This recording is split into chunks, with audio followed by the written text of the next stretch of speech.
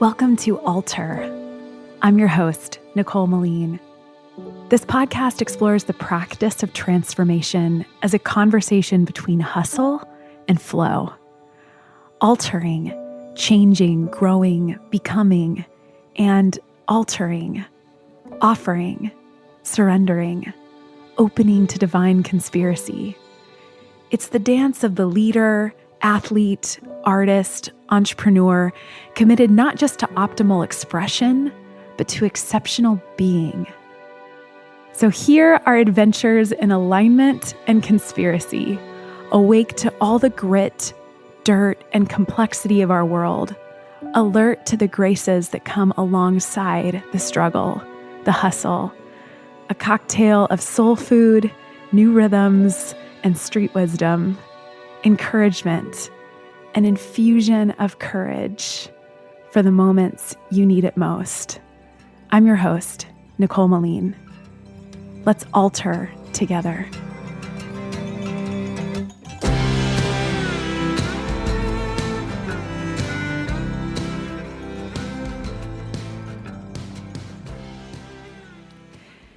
"2019, friends, it's crescendoing.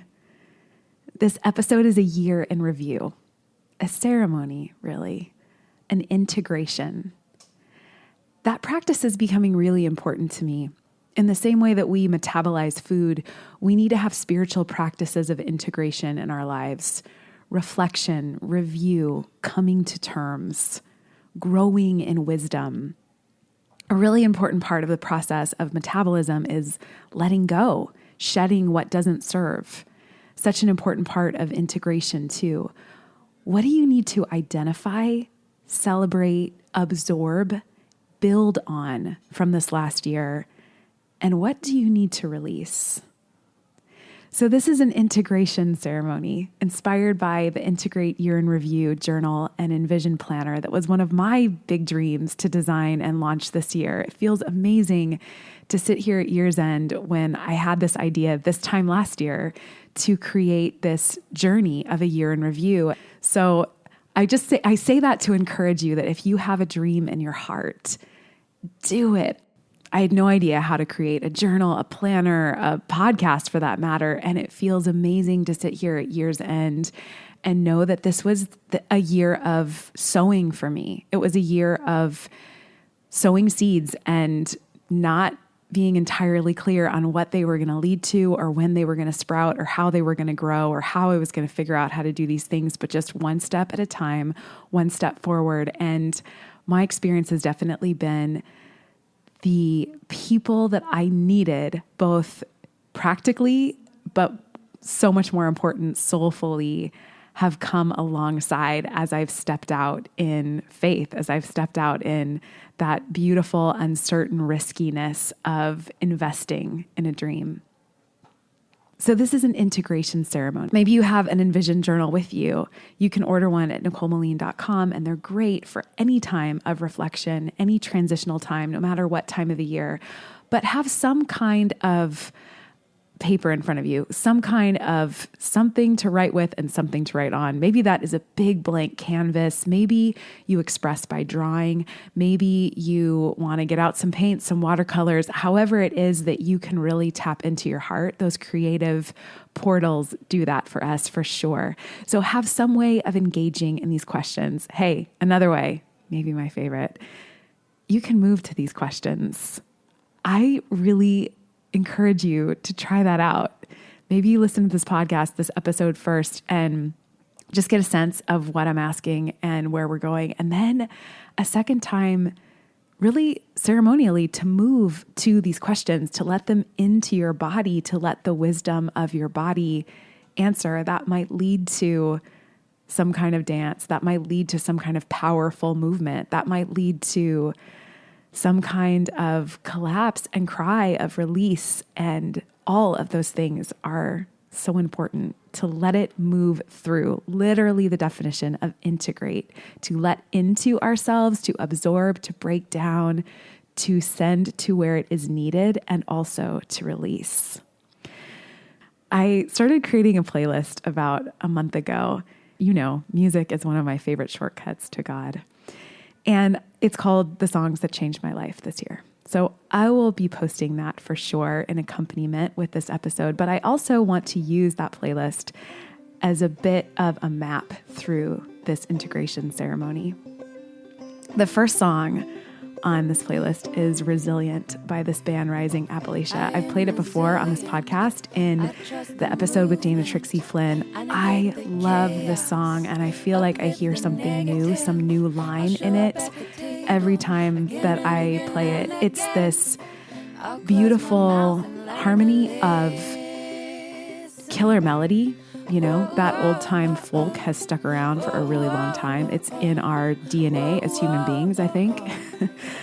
But the words that this song carries are so profound. And I love the kind of union of profundity and levity that this song offers. So there's so much beauty in the melody. There's a lightness to it. There's a celebration to it. And yet there's deep resolve. There's like bone deep resolve in this manifesto. That's what it is. It is a manifesto. I was amazed when I led my Altar Journeys retreat in Montana earlier this year. For one of the days that we were driving back from Yellowstone, it was a long, amazing day in Yellowstone National Park, and we're driving down the main drag of Bozeman, Montana. And I turned my head just as we're driving past this old theater in town. It's like retro, amazing old theater.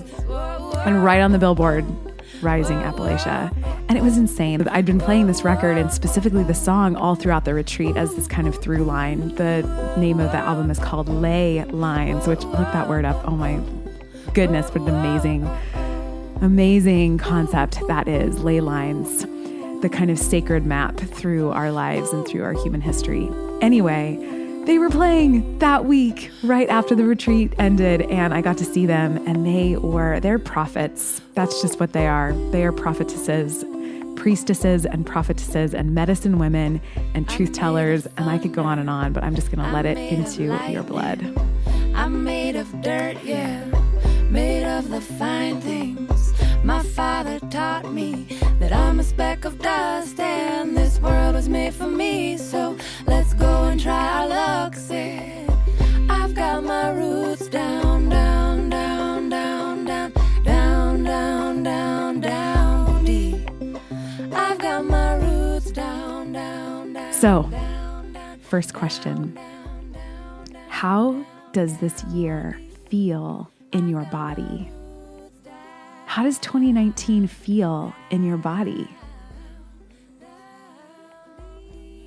Take a few breaths with that. It might be really complex. It might be a multitude of feelings. Maybe it's one very specifically. It might be an overwhelming joy and gratitude. It might be a heaviness, a grief, a disappointment. So important to absorb, to notice, so you can also move through and release. How does 2019 feel in your body? Next question. How did grace show up for you this year? How did grace show up for you this year? How did grace interrupt? How did grace interject? How did grace invade? What were the gifts of this year? That's another way to think about that. My favorite way of thinking about this question is, what were moments of divine conspiracy? How did Spirit show up? Was there a moment where you got chills? Was there a moment when your hair stood on end? Was there a moment that took your breath away in a kind of synergy, a timing that just blew your mind, a sense of being held and cared for in a way that is very personal to you? You know, one of the ways that I have really kind of come to understand my own spirituality, my own relationship with God is, I think that each one of us has a very personal language, a very personal vocabulary that's developed over the course of our lives. I'd call it a soul vocabulary. And it's composed of numbers and numbers that have certain significance to you, dates, colors, scents, memories, the residue of the sacred in your life. And those moments take on a kind of vocabulary. And have you experienced, I have a feeling that you have, I love hearing stories of this. Have you experienced God, the universe, spirit, however it is that you understand that, speaking that back to you ever? Do you know what I mean? A certain number showing up at a certain time, a certain date colliding with some kind of blessing, some kind of catastrophe, a kind of synergy going on that suggests, that whispers this rumor of divinity. Where has there been a trace of divine conspiracy in your life this year? Where has there been grace? Sometimes I feel it in a dream. I know I've been there. We were sleeping by the ocean. We were laughing on the water. We stay up all night and we wake up in the sunlight. We got dreams we keep together. We got time to spend. Oh, hey, yeah. The other side of that question, and I think we may very well find that it is an other side to it. It's not an opposite, but an other side, an alongside, is what hollowed you? It's a weird thing to ask, right? What do I mean? What did you lose this year? What were the moments of grief, of loss, of disappointment, of despair, maybe even? What did you lose? What leveled you? But I'm going to ask it again in this way. What hollowed you? What bore deeper into you? What made you deeper by hollowing you out? I love this line from Leonard Cohen. It's one of my manifestos. There is a crack in everything. It's how the light gets in. Or Rumi puts it, the wound is where the light enters. So I want to ask this question in that way. To notice first, what leveled you? What devastated you this year? What was loss? What was grief? Also, might you think of it in terms of what carved you out, allowed the light to be able to penetrate deeper, and in that to refract more broadly from you. It is the rain that will strengthen, the rain that will strengthen your soul. It will make you whole. So moving from these two overarching questions into some of the categories that I bring us through in the Integrate Year in Review Journal. The first one, there's 12 categories, but I'm just going to lead us through 4 today. You can deep dive if you want to in the journal. And I extend all of these in the Envision Planner so you can kind of look back and look forward, integrate and envision. First category. And before I introduce these categories, I want to invite you to rate these categories in your life this year. That's not, we think a lot about metrics. What metrics are we using to measure our lives? And that's not about giving yourself a grade, a score, the whole of yourself. Nope, it's just giving this one category of your life a quantity. It's quantifying it to be able to understand the quality of it in your experience. So you'll see what I mean. Your body. First of all, if you had to rate from 1 to 10, your experience of embodying yourself this year, let's put it that way, how would you rate that on a scale of 1 to 10? What was a moment of great physical strength for you this year? What was a moment of healing? How did you physically heal this year? So important, so powerful to think about. How did you heal? Let's think about all the things that physically you came back from.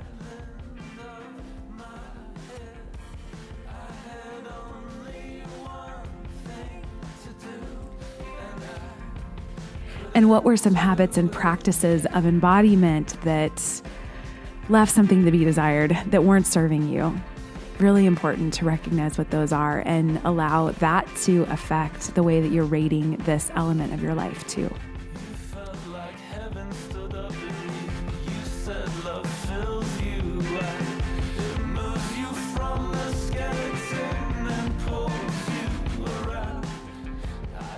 The next category is mind. So, how did you grow intellectually this year? How did you grow in wisdom and knowledge? What did you learn? Related question, who were your great teachers this year? Maybe that is an author. Maybe those are pastors, yoga instructors, people who opened up the world to you, people who broaden your perspective. How did you grow intellectually this year? How did you grow in wisdom? Start to list some of the books maybe that were really important, the podcasts, the movies, the films that opened your eyes to something. Did you set out on some kind of a course of study? Some kind of a formal course of study this year? Did you set out to learn something? What was it? How would you rate your intellectual growth, your life of the mind this year on a scale of 1 to 10?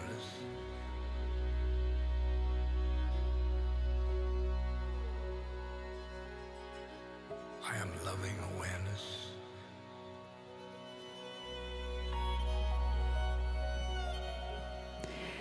The next category I want to invite us to consider is spirit.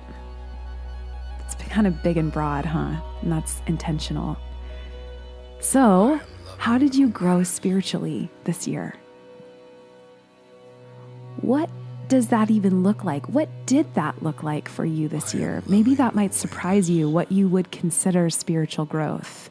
Maybe that might start to reframe that category for you, that vocabulary for you. I would put under this banner creativity, imagination, love. These are all spiritual experiences for sure, right? So you might, if you're kind of struggling with thinking about what that looked like for you this year, how did your imagination grow and broaden? How did your creativity express itself? How did you serve your creativity? How did you grow in love?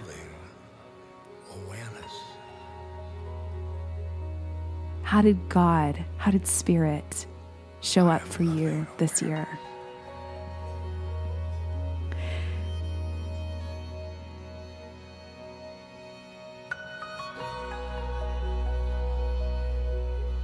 Next category is community.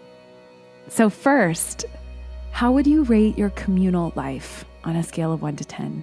Your relational life. Everything from family, romance, work relationships, friendships. First of all, just give it a score on a scale of 1 to 10. And then start to reflect on this category of community. Here's 2 really juicy questions for you. How were you shaped by community this year? How did community shape you this year, for better and for worse? In positive ways, maybe also important to recognize in negative ways. And how did you shape and invest in community this year?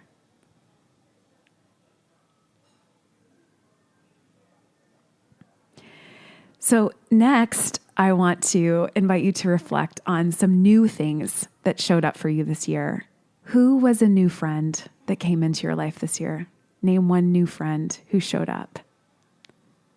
Maybe that's real life connections, relationships. Maybe that's even an online connection that you made in some unexpected way and you're forging this alliance with someone. What new friend came into your life this year? Maybe reflect on them a bit. And then I just want to throw a confetti party of favorites. So There's so many categories that this can cover. It's really fun to think through all of them. And I think especially if you've had a hard year, that going through these categories of favorites is such a great way to realize all the gifts and the grace that came alongside the struggle of this year. Or maybe this year was just a lot. It was a pinata of blessings, right? So, what was your favorite song? What song moved you and opened you, slowed you down? What song did you just have on repeat because it just opened your heart like a lever?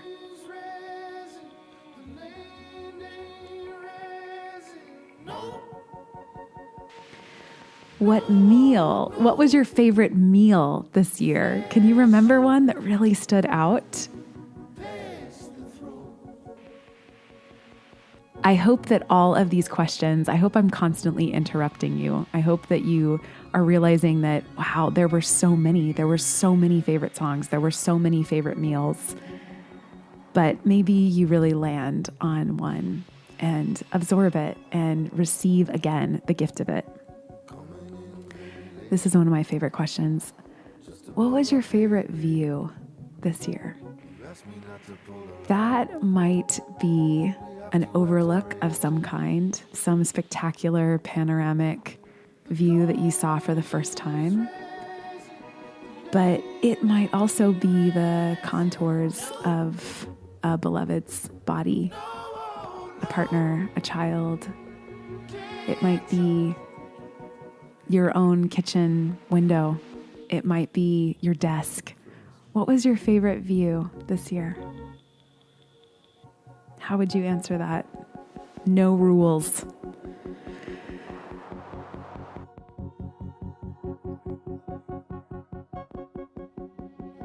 Okay, people, this is an important one. What was your favorite kiss? What was your favorite kiss this year? I hope you have so many. I hope it's so hard. I hope it's so hard to narrow down. What was your favorite kiss this year?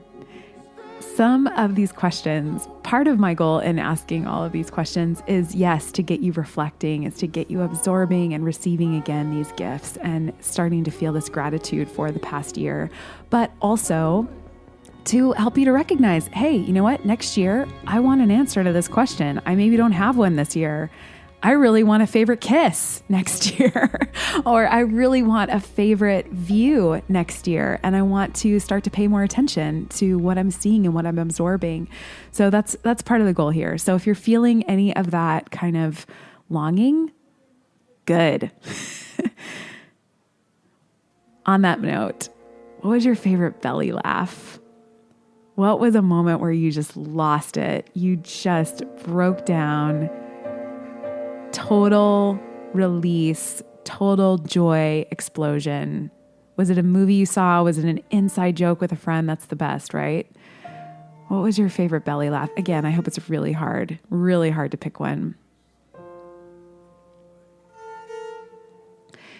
And what was your favorite cry? Weird question maybe, but I don't think so. Really important one. Was there a cry that led you through something, that led you out of something?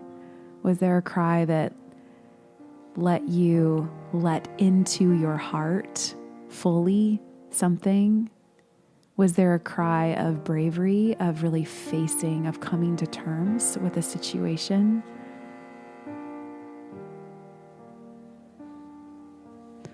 What was that moment for you?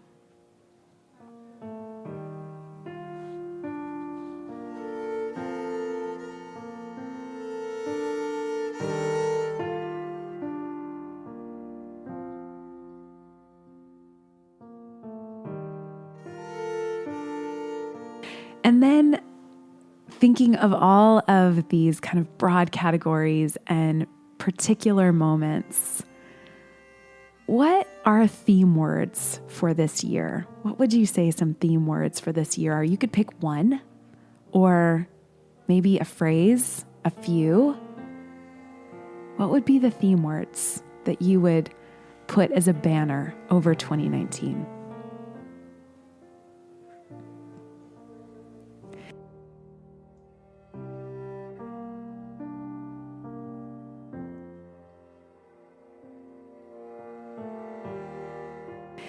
This is another favorite question of mine. What goal did you lay foundations for? So I'm not asking what goal did you accomplish. That's also a really important one. Make that list for sure. But what goal did you walk one step closer to? Did you find out something more about? Did you hold space for in some way? Maybe just in your own meditation practice. Maybe in the kind of conversations that you're having with friends and family. What goal did you lay foundations for this year? I'm thinking about that goal, that dream that is big enough that you have to grow into it, right? That's going to be a process of coming one step closer and one step closer.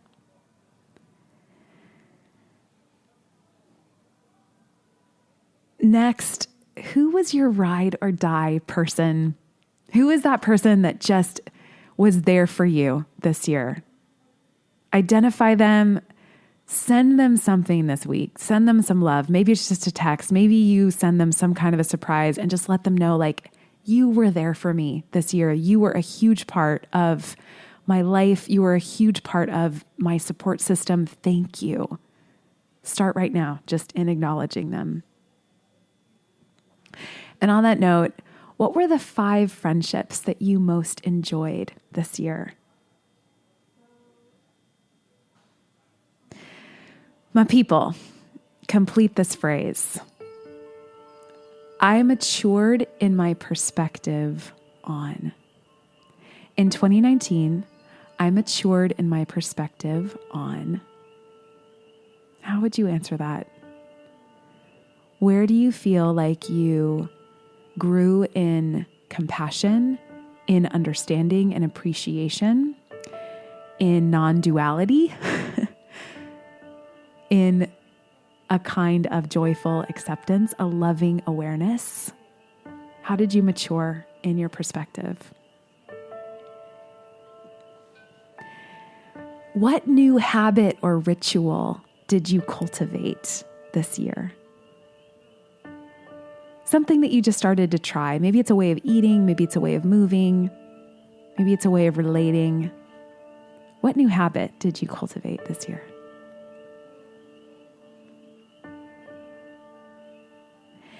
And then this is so important, friends. What's no longer serving? So as you look back on 2019, what's just no longer serving? It's just not helping you. It's time to let go. That could be a really long list, and that's great. It could just be one really clear thing that you're just done. And I want to invite you to have ceremony with that. Write down this list on a piece of paper and burn it, or give it to someone as a kind of accountability that you want to have. Some kind of transaction with the universe, with your people that says, I'm done. I'm breaking contract with these things that I've been committed to, that I've been enslaved to in one way or another. Just these old habits, they're not serving who I am becoming. And then I want to invite you to conclude this ceremony, this reflection, with a meditation of gratitude. And I phrase it that way because I want to invite you to let gratitude into your body as a medicine, as a healing balm, as an elixir. So what are you most grateful for in 2019? Just start to list all of the gifts of this year. You might look back at your first answers to the first question that I asked about what were the gifts, the graces of this year. Just let all of those into your body. Let them into the parts of you that feel tired, the parts of you that maybe have stopped believing in one way or another, the parts of you that are disappointed, the parts of you that feel washed up or expired or just exhausted. Let that gratitude into that place. The parts of you that are injured, the parts of you that are stagnant. Let gratitude soothe, revive. A few many deep breaths into that.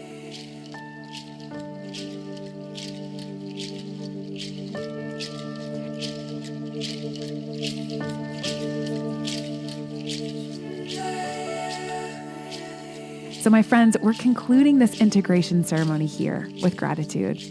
We began in gratitude, we're ending in gratitude, and I hope you feel a kind of wisdom in looking back over this year.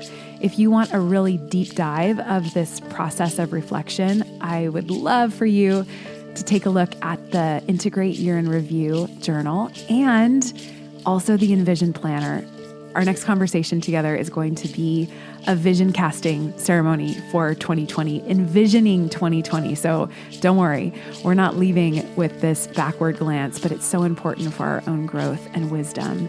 So you can find all of that at NicoleMeline.com. I wish you a sacred, holy day of New Year's Eve as we come into this first day of a new decade, 2020. I'm envisioning it with you. Big love. Namaste. Finally, a request right from my heart. If you're resonating with this podcast, please rate and leave a review for it in iTunes. It takes less than 15 seconds. You can also subscribe to it in iTunes so you don't miss an episode or the accompanying guided meditations that drop just a few days later. I read each one of your reviews. I learn from them as I think about topics and subjects and questions to ask, to answer, to engage with you with. These reviews mean the world. And here's the magic. They actually help all of us find our people. They raise the podcast visibility in searches, which ultimately connects us all to friends we haven't met yet. And in the spirit of the holidays, I'm going to be giving some Envision planners and Integrate journals away to be entered in a drawing for this giveaway. Rate and review the podcast on iTunes and share it on social media, tagging at Nicole Meline and at Alter Together. And DM me a screenshot of the review, because this is only worth doing if it is a real conversation, gritty, brave, vulnerable, risking that vulnerability, risking getting it wrong. I'd love to hear what kind of hope and vision and play it's stirring in you. You can connect with me at NicoleMeline.com or on social media at Nicole Meline, or via the Alter Together community on altertogether.com, where you can also find notes and the playlist for this episode. My friends, happy, holy days. Let's proceed as though all of it is sacred as we alter together.